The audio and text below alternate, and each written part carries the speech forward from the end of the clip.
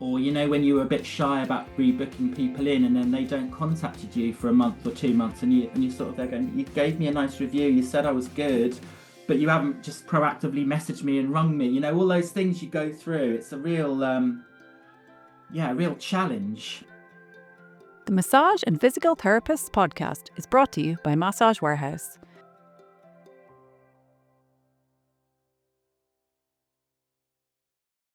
Hi, sorry to interrupt, but just a quick cheesy message just to say, if you're really enjoying this episode, you're enjoying this podcast, please do like, subscribe and share. Subscribing to these podcasts really, really, really helps us as the Massage and Physical Therapist talk show book an amazing plethora of guests. If you subscribe, it means that we can plan ahead. We know who's listening. It means that we can attract the best guests and we can make the podcast the best it can possibly be. So thank you for enjoying and keep coming back and listening, and please do keep subscribing, keep sharing, and let's build this amazing community together. Enjoy the rest of the show. Hello, one and all, and welcome back to the Massage and Physical Therapist Talk Show with me, your host, Chris Madden, and we are on episode 22. And I say this every episode, but each guest is a big hitter, star-studded guest of and we keep pulling them in, we keep pulling the guests in, and today we have a regular. I say regular because you may have heard Derek talking on one of these episodes a while back. Derek Hayes, here's your drum beat, Derek. Welcome, Hello. Derek. Thank you very much. Yeah, it's really nice to be back. I was laughing about that idea of returning. Did you know I've got a fan base? I've actually had people call me up saying, "Oh my gosh, I heard you on the podcast, on the talk show." And, Well, I meant to say, Derek, back by popular demand. And here we are. I don't think it's. Do you remember what happened that time? So yeah, I was kind of got invited to come and host it. My bosses at Jing, Meg and Rachel, were going to be your guests. I think you might not have been very well, and they said, "Oh, we're going to have to reschedule unless you want to, unless you want to interview us." And I was like, "Okay, great." I think I'd been in the job like 2 months, and off we went. And yeah, what did you think? Yeah, Came back. I was thinking, oh my gosh, he's coming back. He knows he's got competition now. I remember it well because I think I had the flu or something. And then obviously you stepped in and that was great. And when I listened to it, I was thinking, oh, this is great. But what I really liked is you were all in the same room as each other as well. Yeah, we like to do that. It's nice. And which obviously is not possible a lot of the time for various guests, but I like the fact that you were all just in the room. It was very cozy, and you obviously all knew each other really well. Mm-hmm. So, well, I didn't know too much about it then. I think that's about a year or so on now. So I'm a little bit more versed in the world of Jing and what goes on. Derek, let's start with a bit of that actually. So a bit of your background, obviously, because when you've last been on this podcast, like you said, you were only a couple of months into that job, well, with Jing anyway. So I've got down here you're the director of Gentleman Massage. So that is your business. I mean, that sounds very posh. Yeah, I basically that's the name of the kind of how I brand myself as a self-employed massage therapist. Yeah, the Gentleman Massage. And you are also a student advisor at Jing Institute.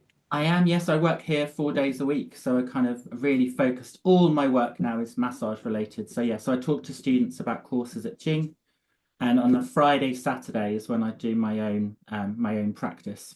And so we'll talk about your own practice shortly, because obviously today's subject, the ups and downs of building a massage therapy business. Obviously, between us, we've probably got lots to talk about with that. It's all fun and games, isn't it? But so your role at Jing then. So I'd never heard of Jing until, I'm going way back now to the COVID days. Mm-hmm. And then Jing were one of the only sort of bodies, if you like, that seemed to be reassuring therapists and finding out the cold hard facts of what we can do, what we can't do, championing what we are as massage therapists, physical touch therapists, not massage parlors and all this stuff, and there was lots of help, handy videos and Zoom Q&As going on and yeah. I think it was just, I'm so proud of that legacy. I wasn't involved in Jing at the time, but hearing about it, I definitely think that was a really sort of significant time. And I'm really proud that we essentially felt like we stepped up into that gap, realizing that, yeah, a lot of the profession, we're not able to work, we've got all this uncertainty, and being able to say, right, this is a great time to do CPD, or a great time to come together as a community and to support each other, and sort of that kind of keep calm and carry on idea, I think, was going on. So yeah, Jing was doing a lot of online training and has kind of really grown that community, which we still have today when we have what's called now the Jam, which is like our monthly membership where people get together and we have weekly Zooms, and that kind of continues to roll forward. But yeah, it was a really kind of crazy time and a significant time in Jing's growth, I think. It's crazy to think back, because obviously I mean, what we're doing now pretty much came from that as well.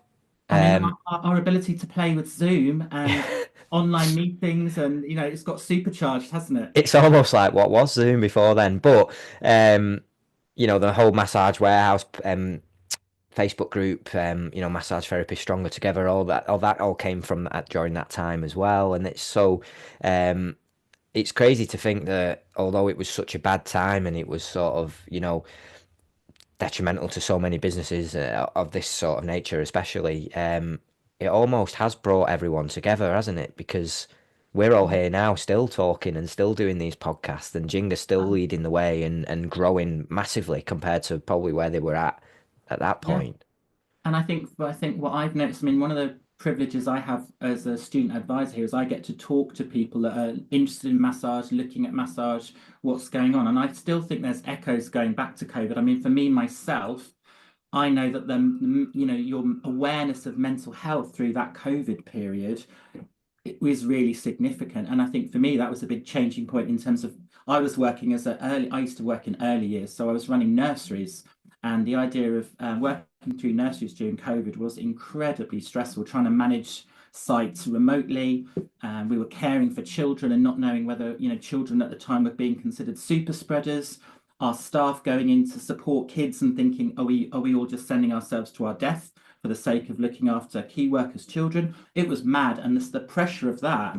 And I think that was the beginning of me thinking, oh my gosh, we need something else. You can feel that stress rising. And also the power of touch. Again, for me, I was living on my own at the time, and just realizing a year of lockdown and that sort of time period of staying away from people and not experiencing touch, and really recognizing that absence of affection and cuddles. And that sort of really got me thinking into yeah, how powerful that is. And when I got into massage, I was really reflecting back on all of that. So COVID for me is, and I think I talk to a lot of students now that are still recognizing that was the shift in, right, I want to get on and make a change. I remember you've done a session, haven't you, on change and sort of what drives that. And I think people's awareness of their mental health, their burnout, all of that still very much stems and grows from COVID times. I think sometimes, obviously, a big thing like that has to happen in a way for you to realize which path you need to go down, or what's right fit for you. And yeah, it's just crazy to think. I mean, it feels like it was a lifetime ago now. Mhm. It's all just a bit of a blur, but You'll get the goose pimples though whenever we talk about it. yeah, That memory of, oh my gosh, that was not fun. yeah, no, it definitely wasn't. But here we are, and we're all still going and surviving. So. The Massage and Physical Therapists podcast is brought to you by Massage Warehouse.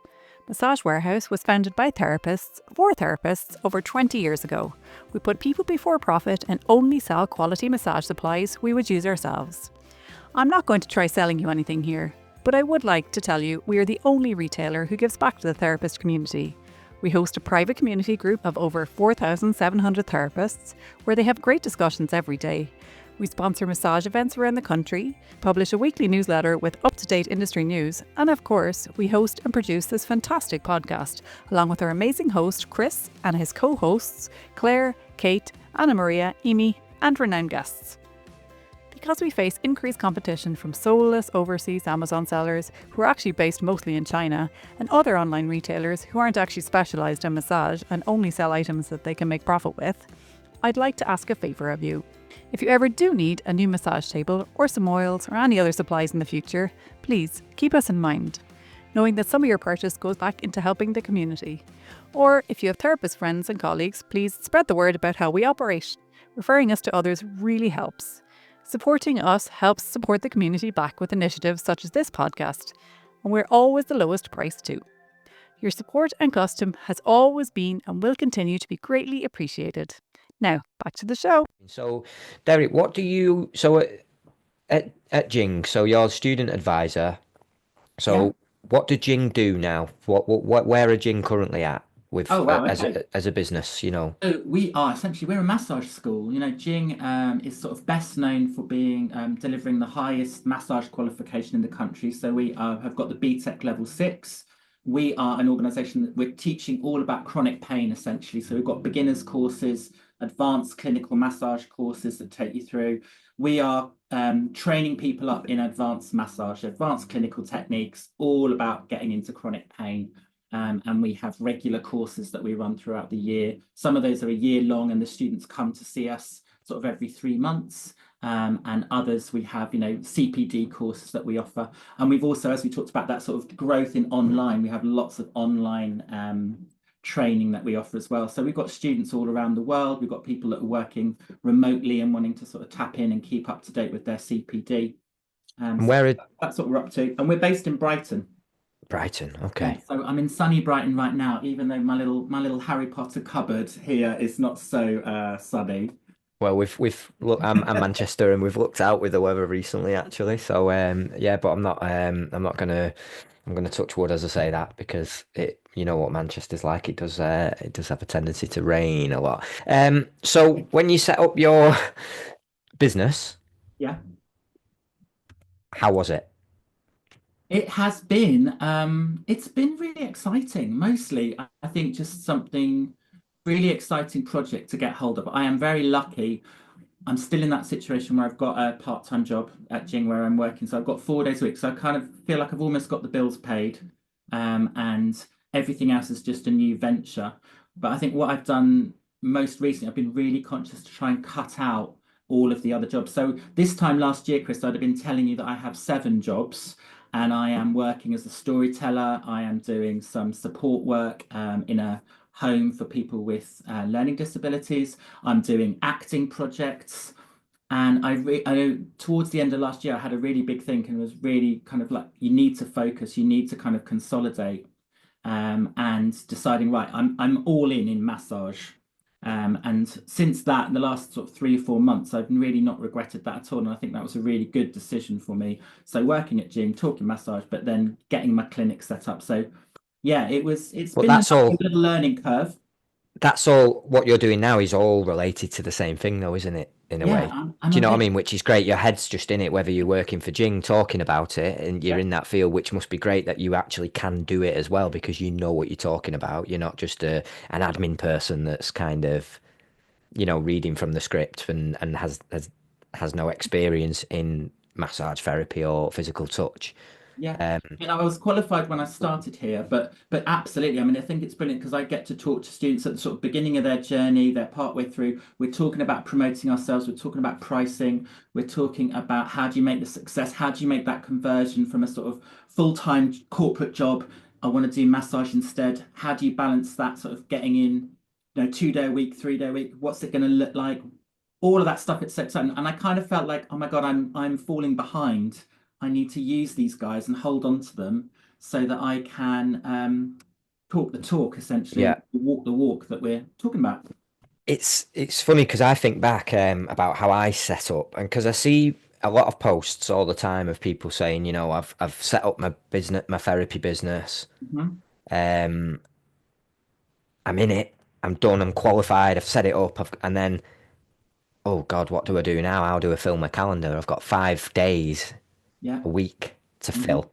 Hmm. Now I think about that and I think, oh God, I don't think I'd have, had the nerve, not the nerve, the courage to do that because that takes a lot of courage, doesn't it? To just go straight in and be like, right, this has to work. Because I was a bit like you, I was juggling so many different things Hmm. so that I had different incomes coming in so Hmm. that I could make it work. So I made it work that way, a bit like you're saying you did. Um, it would be hard, I think, to just jump straight into a lease in a your premises and you've got to fill a full week. Well, what I notice is there's people, I mean, not everybody's, yeah, you've got to be in a comfortable position. I think a lot of people have got savings. I mean, 5 years ago, I had savings. I could have made a career change. I could have invested and said, and a few years ago, I did take 3, 4 months off work as I started my training. And I think a lot of us can do that. We can say, right, this is something I want to invest in, but I've got the safety net of savings for a few months to make it work. But for me, what really fired me up was it's a necessity now. I've worked out, I did a budget. I worked out, right, I need to make 250 quid a month out of massage in order to pay my bills and make it happen. And that sort of urgency was the kick up the bum to get it done. And I needed that. Otherwise, I was still messing around. And I had a really good chat, actually. I don't know if you know, Nikki Wolf does some lovely work with Massage Warehouse. She's been writing articles. Yes. We had a really lovely conversation. She's a Jinger. She's done some stuff for us at Jing. We had a conversation, and she really helped me kind of hone in on the priorities and what was going on. And we kind of came up with a mantra for me, which was like, take it seriously. And that's what I've been doing is it's like actually all these other things are just getting in the way. They're just using up my energy. They're using up my time, my admin. And I just need to take it seriously and take that plunge into, right, do it. And so that whole sole focus on let's generate those bookings and let's make that happen. I think what you describe as well is this idea that sort of you can go along and sort of let it grow organically and it will happen. But there's also that element of if you focus on it, you can make things Yeah. happen more Because quickly. you need that really. You need, the more the time you put in, the more you'll get out of it. And I think sometimes, like you say, if it's do or die, you kind of make you make it work, don't you? Yeah. It's this is what I'm doing. I Um, think you have to be really realistic as well about it is going to take time. Like clients just don't learn about you and come knocking on the door. And I feel myself, one of the big challenges was being so disheartened when it didn't maybe move as quickly as you wanted it to. Or, when you were a bit shy about rebooking people in and then they don't contacted you for a month or 2 months and you sort of they're going, you gave me a nice review, you said I was good, but you haven't just proactively messaged me and rung me, all those things you go through. It's a real yeah, a real challenge. But then of course you realize, well, actually I can be a lot more proactive about things and get in touch with people. well, it's funny you say because again, you see a lot of people saying, I'm really disheartened. I've just set up my massage therapy business and I've only got 4 clients this week, Yeah. and I'm really disheartened and I'm thinking of packing it in Yeah. because I can't make this work. And then my answer to that would always be is if you've only just started out and you've just launched, I mean, 4 clients and is great. Brilliant. Yeah. Do you And what know? does 4 clients mean this week could mean another, well, hopefully they might come back again next week or next month. But everybody tells a friend, don't they? Everybody, what especially I've noticed once now so this week I've been doing loads of migraine treatments and getting people to leave with their migraine much better or gone. Suddenly they're all telling their friends. That was the message they went away with is, oh my gosh, Derek was brilliant, helped me with my migraine. And I'm booking in their husband 2 days later. And they've also told their friend. So that's what I've really noticed. Again, you can sort of really rely on that word of mouth referral. You do a good job, especially around something like, helping people with migraine or their back pain or their shoulder pain. They all want to go away and tell people about it. And then those 4 clients you had this week, that's going to be 8 clients next week. And it is absolutely a snowball. But it's kind of you need a lot of energy and a lot of resilience, don't you, as a therapist, as a self-employed person? You do, and obviously it's all well and good. Me saying four's great if that suits my plan and my overheads and me knowing like right, well this is where I'm at, blah blah blah. But I guess it varies from person to person depending on if you've got a premises that you're leasing and it's X amount a week. Huh?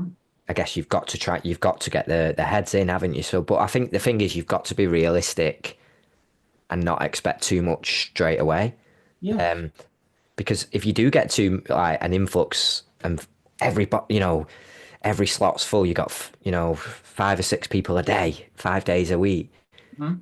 You know that could give you a bit of a false sense of how it's going to be, and then when it does quieten off in different periods, which it always does, depending on the weather or the time of the month, depending on if people have any disposable income, if it's after Christmas. All this stuff plays into if people are going to spend their money coming to see you. Yeah. Things can change, can't they? But the way I always used to base it on is I sat and worked out when I first started how many clients I would be happy seeing each week minimum, Hmm. just to make sure that it's enough people through, to pay for whatever needed to be paid. Do a budget, absolutely. Get yourself a budget template, work out what your costs are, what you need to cover, and then work that out. And I think also you've got to do that around your pricing. One of the other things that I know you talk about a lot is the how do we set our prices? And you've got to make sure that you understand the costs and how many you can do in order to then work out what you should be charging, rather than that sort of finger in the air or what are other people doing. We've got to start with actually, this is what I need to do to break even or to cover everything I need to do. And I think the other thing is being really realistic about the amount of graft you've got to put into the Yeah. promotion. Not least sort of if you're going to go down the route of flyering or you're going to go down the route of making lots of social media content. There's a lot of time in that, isn't there? And energy that's got to go into that. And I think people do get quite disheartened. I know I felt that's been a real kind of battle for me, is like, how much do I want to go down that route of social media?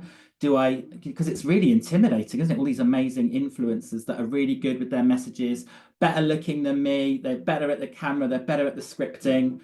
And you feel like, oh, I just don't know if I can do that. I like the idea of massage. I didn't want to be a social media Yeah.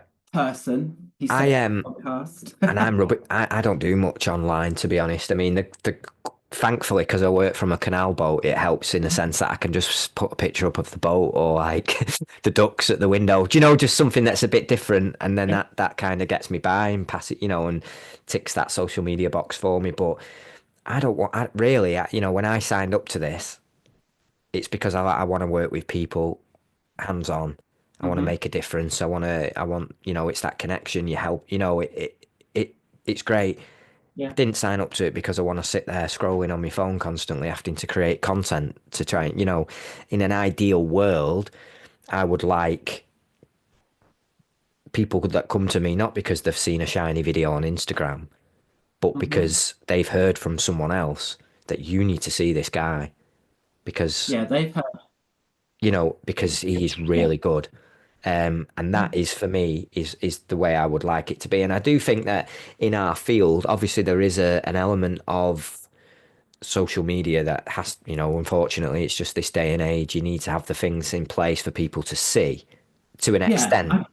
I think for me, social media, what I got to is it just needs to be enough that I look authentic And and it's professional. fun. I'm professional. Yeah, so I'll share my Instagram with people. I'm not expecting them to engage with me necessarily with it. I'm not going to post loads of stuff, but if they ask me, I've got it there. And also to me, it was almost like a kind of free website. Don't need to. One of my kind of things around how am I going to make this work is take away all those barriers, because you can start writing a list and saying, right, I need business cards, I need flyers, I need a website, I need a booking system, I need an Instagram page, I need a Facebook page. You've created 8 tasks for yourself, and they're all gonna take a while to get through.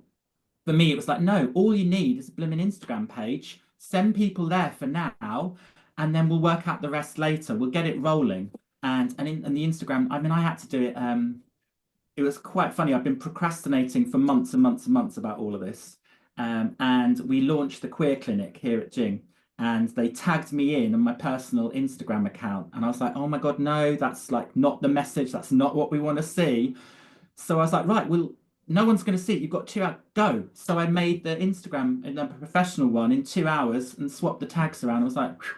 Now I'm now at least ready with a sort of professional face.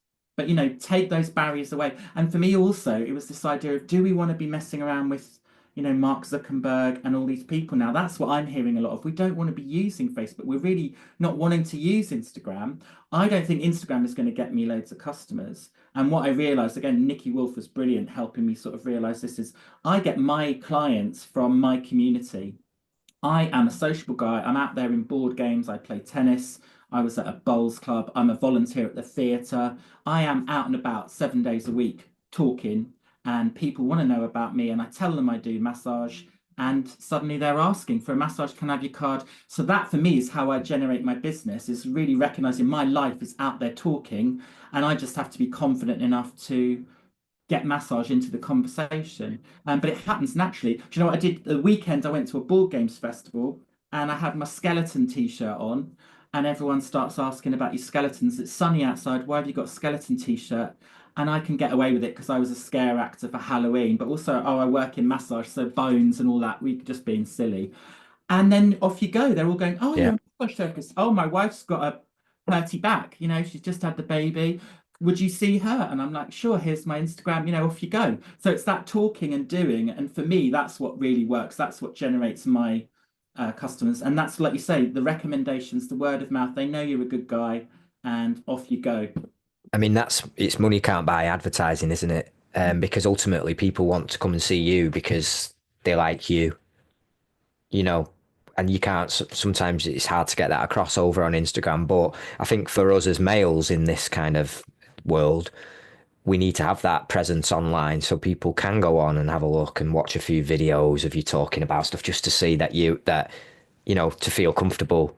Yeah, I'm happy to go and have have a massage, have a session with this guy kind of thing. Yeah. If they knew you were a male and went on your page and there was just nothing on there, that would maybe make them be thinking, is Mm. this legit? Do you know what I mean? Yeah, no. Unfortunately, in the. I think it's another thing to get comfortable with as well, sort of how much you put your own image out there. Like I haven't always been this comfortable being filmed and, having my photograph taken for years and years and years. I was like, I would always be the guy that would take the photo or avoid it, just hated it. And then you start running your own business in massage and you think, oh my gosh, I'm going to have a few pictures of me doing some moves or smiley face or, all this talking to the camera stuff. And yeah, it's a huge thing just to get over it and know that part of that is, and again, that sort of pressure from social media that the influencers that are looking in a way, and have you got the look and have you been doing? I've been working really hard on it, trying to get comfortable with all of that. And I think that's a big thing. Yeah, the And it more goes people on, you know know you, what? It never ends as well, though, does it? So I feel like we just get older, don't we we? just get older and time just seems to fly by really fast. But I guess we still continue just trucking away but that's the joys of being a self-employed massage therapist, I suppose. Anyone listening to this that's setting up and starting out for the first time, I think, you know, like you're saying, is getting out there in your community, in your area, letting people know who you are, is the most invaluable sort of thing you can do, really, isn't it? Because, obviously you're going to have your Instagram, your website, a booking system, Hmm. all these things you need to make sure that what you're doing is professional. Hmm. Um, I mean, having an automated booking system saved my life when I set up because I was spending all my life emailing back and forth and then worrying if my email was going into their junk folder and, you know, all this stuff. It's the WhatsApp messages, isn't it, of people that hear about you and get your number and they want to WhatsApp chat about it at 11 o'clock at night. And I'm like, I'm not looking at availability for next week now. I don't Go use, to my I use Solo, the booking system. Go to my website, have a look yeah. at that. It's all there if I can keep it up to date, which is my other challenge. Yeah, I often have a little panic where I forget to block out a specific slot because of like doing something or I'm not going to be here. And then I see an email come in saying, you have a new booking. And I'm like, oh God, it better not be for that, on that date at that time because I forgot to block it out kind of thing. Yeah. Um, It's the yeah, challenge, and I've got so on my I've got a Saturday clinic, and we use Clinico running that. So I've got one calendar there, got my own solo booking for my own work, and then you add in a bit of mobile massage, or those clients that you'll happily go and see, and you'll move around with. It becomes quite a challenge, doesn't it? Keeping all your availability and your locations up to date and running, and then you get that book, and you got to block yourself out. Yeah, simplifying all of that is part of the plan for this year. so you use Solo, you said. Solo's my booking system, yeah. Would you recommend? I I've not heard of absolutely, Solo. yeah, Solo's a great booking system. So really good kind of templates with enough that you can customize to make you feel like it's yours. What I really like about it is, yeah, the calendar, the scheduling, just the discipline again, the services. So it's all there for you to fill in, your about me, what services you're offering, takes all the payments for you. I just knew I didn't want to deal with all of this admin, especially when I've got a full-time admin job as well. I Mm. wanted to be able to send people there and it look after them. Again, it's that legitimacy of the website element of it. But yeah, book in there and it gets them to pay 50% for their booking, because obviously I wanted to move really quickly into best practice around shoring myself up around cancellations, having the online consultation forms, all that stuff just dealt with, because I was never going to be able to keep up with that myself, Mr. Procrastinator. Yeah, I'm the same. And I And mean, I again, that use, level of professionalism, yeah, you send them your booking link. I think, I mean, I use Fresher, which is probably just, they're all the same, really. These companies, aren't they? It charges me a percentage of their transaction, the car, whatever it is. It's not much, though, in the grand scheme of things.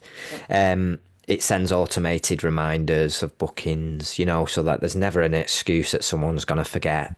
Mm-hmm. And it takes, for me, that takes away that awkwardness of if they do forget and don't turn up and they get charged anyway. It's almost a bit like, well, you got your auto reminder, I think Mm-hmm. it sends them a text on the, 24 hours before or something, auto text saying reminder of your booking or whatever and all this stuff. But for anyone starting out, I would say having all this in place rather than doing it old school and taking, you know, a text message from someone and then just booking them in your handwritten diary and taking the cash from them or card from your card reader or whatever when they arrive. It might seem easier when you're starting out, but you're just setting yourself up for people not turning up, and then you can't get the money from them for cancellation, or you don't feel comfortable asking them for it. Mm-hmm. Because that's the other thing is that, especially when you're first starting out, you don't want to upset anyone, do you? So if someone cancels late on you, I remember I used to do it and just be like, oh yeah, don't worry about it, Mm-hmm. because I was scared to say no. Yeah, that's But we that's got to too. take it seriously. And what would a serious professional do? They would have a system, they would refer you to it. Everyone expects that level. So there's that element of quality, there's that element of that experience and that expectation that is part of how you deal with people as well. We're talking about wanting to be seen as being legitimate, credible, reliable. We need the systems that back all of that up with us. Otherwise, yeah, you don't want to book in with some guy that you're having to text to agree and arrange stuff with. You want to see they've got all the stuff there, and that gives you that level of reassurance that it's safe, it's going to happen, they're going to know what they're doing, all of that. But for Yeah, you, therapist, for me, I just know I cannot rely on, I'm off playing tennis, I'm off doing board games. I cannot rely on, oh, I've got 2 hours to go through and reply to messages or to schedule people in. It's just not going to happen. yeah. I'm taking away those barriers early. The only time I ever stray from that is occasionally, and it only happens rarely. I'll get a call from like an old woman or something, and she's just not comfortable using online Okay, booking systems, and she'll yeah. ring me up, and it's dead sweet, and she's like, oh, and I'll just say, listen, yeah, don't worry, I'll book you in on on this day and this time, and it doesn't happen often. But you Mhm, just take that on a case by case basis. But I think from a safety aspect as well for anyone starting out, especially I've got a lot of female friends who are therapists, and it's so important to do it all through a booking system where the client has to put in their card details, so there's a trace of their name, their mhm, card, because anyone that may be looking to book in that isn't a legitimate customer would mhm. not do that. So Yeah, and you're cutting out any, you're just making it safer for yourself. Um, all of those steps that they have to take, there's also messaging there. They're getting a reminder, they're getting confirmation, they're getting terms and conditions, they're getting the professionalism. And so they're receiving your messages and you're not having to remember to check things with them or tell them everything. So yeah, absolutely from a safeguarding point of view, people are much less likely to go through all of those steps and then be, messing you around or being dodgy in that yeah. way. So I think for anyone starting out, just get yourself set up on one of these platforms, choose the one that's right for you.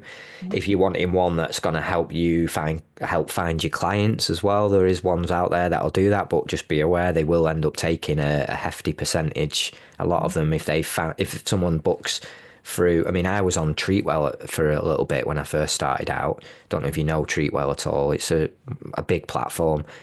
A lot of people use it to book themselves, like, everything from hair appointments to nails, massage, beauty, the lot. And they approached me. They loved that I was working on a canal boat. you know, it looked great on their website. They sent a photographer over to take professional photos and stuff for the portfolio, you know, for the thing and stuff. And it all seemed great. And it was a trusted big platform. So it was good to be on there. But if someone found me on there through them, they took 50% of that first booking. Hmm. Um, and I thought at the time, well, you know what, that's fine. It's clients that may not have found me. And then once they've been once, if they keep coming back, then that's it. Then I get the full amount after then. But what I was finding was a lot of my own clients, rather than using my personal link, which was on my Instagram, was on my website, I'd sent it them. They'd just go on to treatwell.com and search, you know, when they wanted to book in, and they'd just search for me on Yeah, there. yeah. And then I was ended up giving a hefty percentage to Treatwell to clients that were actually my clients, just because my clients didn't realise, and obviously people don't. So that's one thing to be wary of. The Google hits and things. I mean, I'm finding that now kind of interesting with my Saturday clinics. I'm working with a chiropractic studio, and the idea being that they're generating business for me and referring their customers, and so obviously taking a percentage from that. And I got comfortable with that idea very happily in terms of, yeah, they're doing all the promotion, they're doing all the admin, the booking, the sorting people out. Great. Because you do start looking at your hourly rate and thinking, oh, I'm working for less than I normally would. But they're doing all of that for me. But what I'm then finding is if they're not, then at the moment I'm really encouraging them to do more in terms of promoting and pushing out there. Otherwise, I'm sort of bringing my clients through and then worried that they're then, yeah, booking through that system and making a mess. It's really hard when you've got more than one message, isn't it? And I think that's, again, this idea of keeping it simple. When are you available? Where are you treating from? How do you book me? Rather than having two, three different methods or two, three different locations. It's quite a challenge that we have to get through, isn't it? As therapists Yeah. are really trying to be flexible and trying to be, yep, I'll take whatever work I can get. But I guess that's the journey, isn't it, of everybody that's starting out new is you're eager, you want to be pleasing everyone. You're not quite ready to trust that it's going to roll if you just hold fire and have some boundaries. The other thing as well is you get, and I, like you said about just having like a Saturday, or I mean, for me, I'm on the canal boat, I'm only on there on a Monday because Hmm. I realised that making myself available on there all week, I was just getting random 1 hour bookings spread out throughout Yeah, the week, yeah, which threw my whole day off and meant that I couldn't do anything else that day. yeah, So I condensed it all to a Monday because I realised that a lot of the bookings I was getting, you know, would have been on a Monday seemed to work for the vast yeah. majority. Um, and it meant then it freed me up on the other days to be elsewhere doing on-site work or doing having a home visit day where I'd only do mobile or having an admin day where I just do work on the business, if you like, and promoing and emails and I think perception from a client point of view, they want to know that there's limitation, it's a bit scarce. And I think people will bend to fit in. I'm finding it the more strict I am about when I'm free and the more I communicate that to people, the more they follow that path and they do what they need to do, which is yeah, booking on a Saturday and booking that. And that really reassures me as well. But if they want you and they will make it work. There's a lot of people that are flexible around that. That's the right way around. Otherwise, you can spread yourself so thin around that time. And I also think it's good for them not to see big blocks of availability. Like if they're looking across the whole week, it's much better to only schedule a few blocks, fill them, and then you can add a few more. So it looks like you're full and you're available. Not available. So yeah, there's that incentive as well, right? yeah, because obviously if they go on and see that they've got every slot available, for one, they might just think, oh, well, I'll just book nearer the time. It's not going to fill by then. Do you know what I mean? You want people to book in advance, don't you? You need to know what's going on.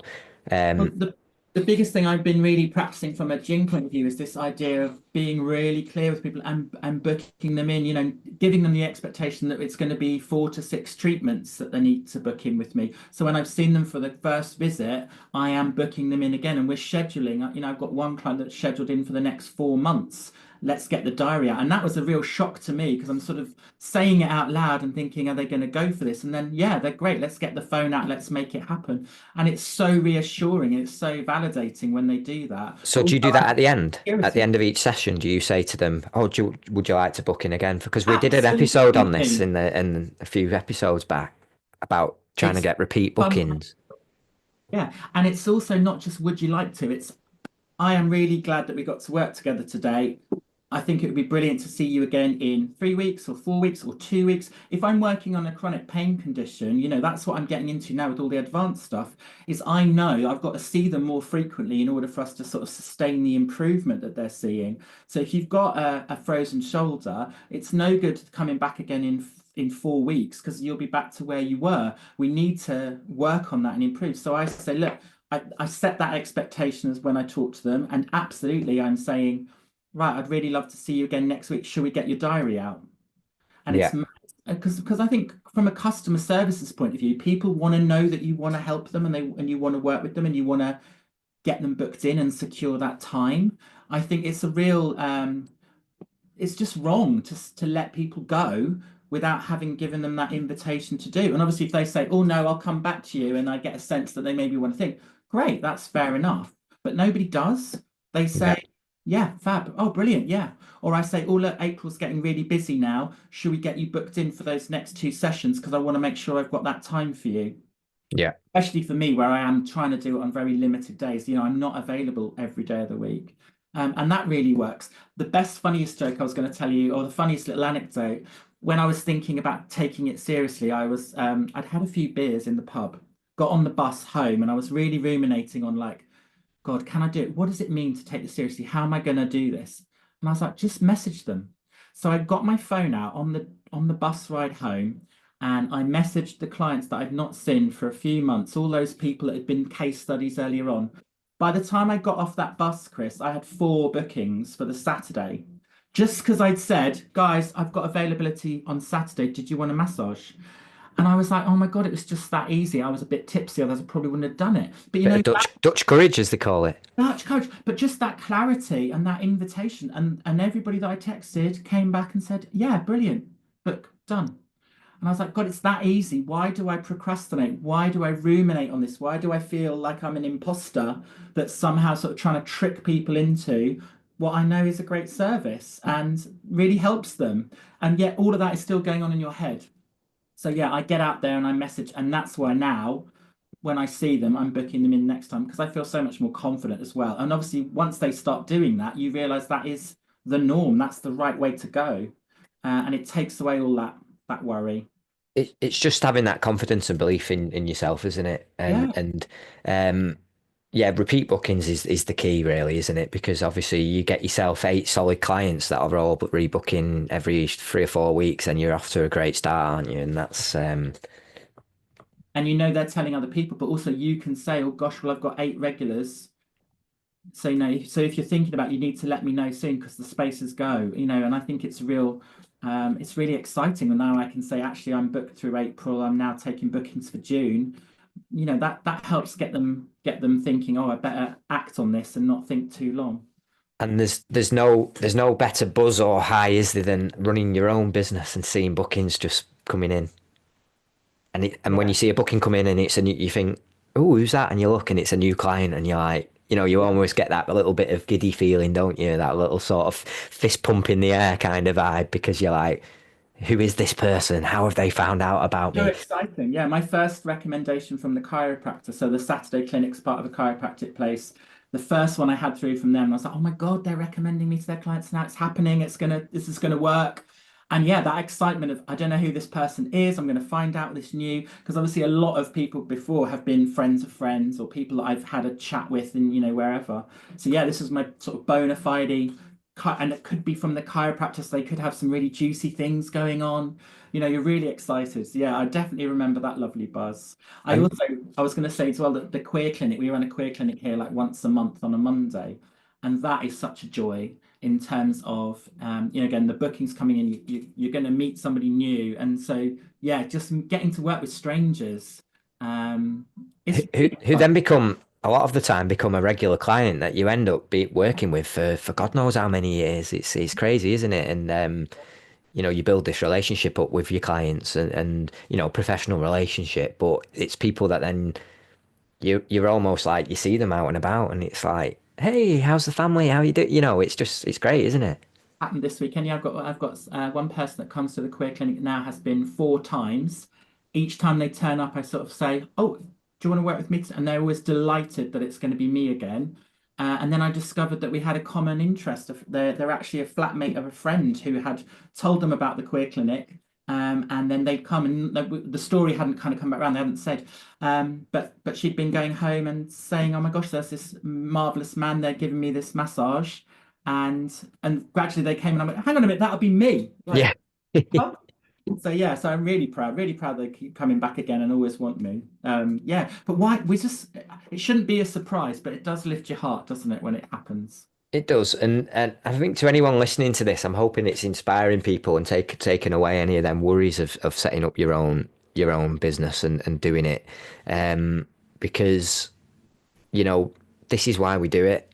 This is why we work for ourselves and we're running our own massage therapy, physical touch therapy business Hmm. for these exact feelings, these reasons, and there is always going to be stumbling blocks and things to overcome, but that is just life, unfortunately, and I'm hoping anyone hearing this is it's given them the motivation that they may need to even just to realize, oh right, well this was happening, but that's actually okay. That's normal. This is how it is. Yeah, but you've got to show up.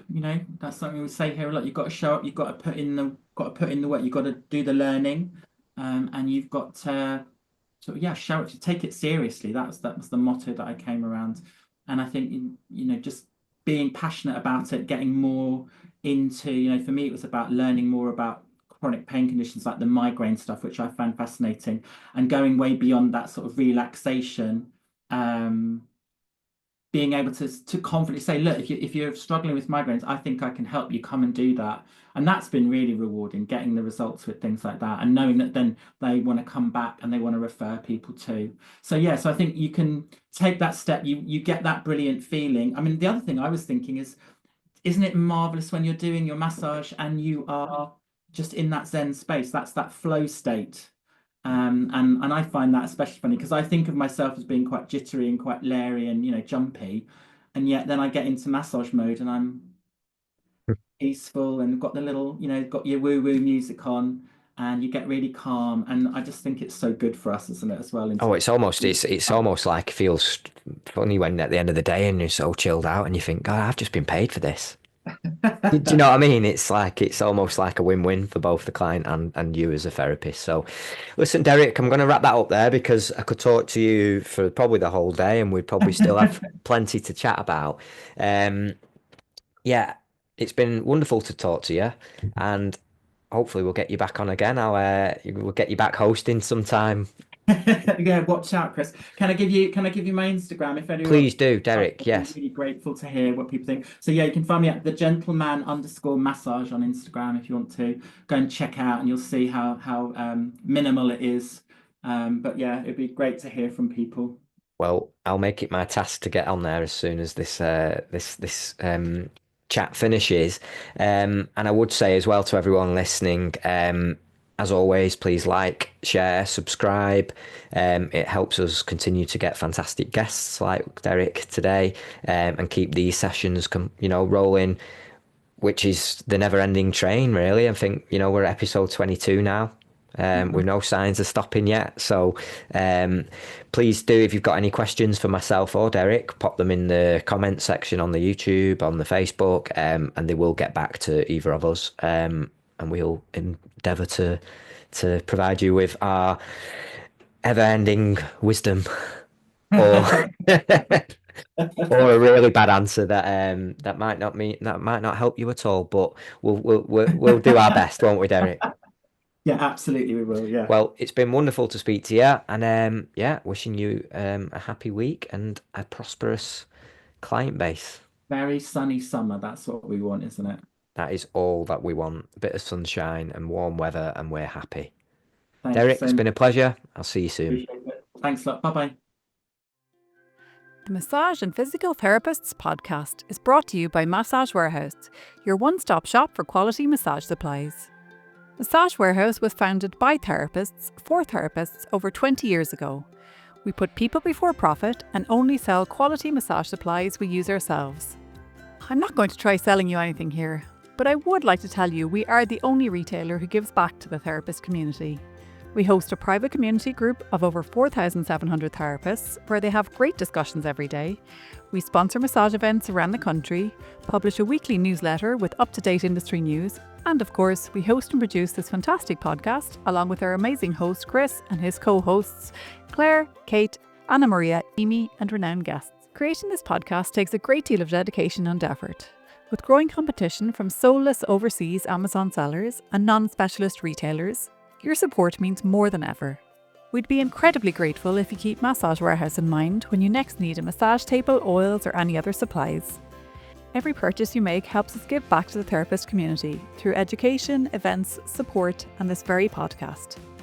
And hey, if you know other therapists who might not have heard of us yet, we'd really appreciate you spreading the word.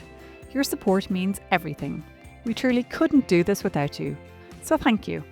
Until next time.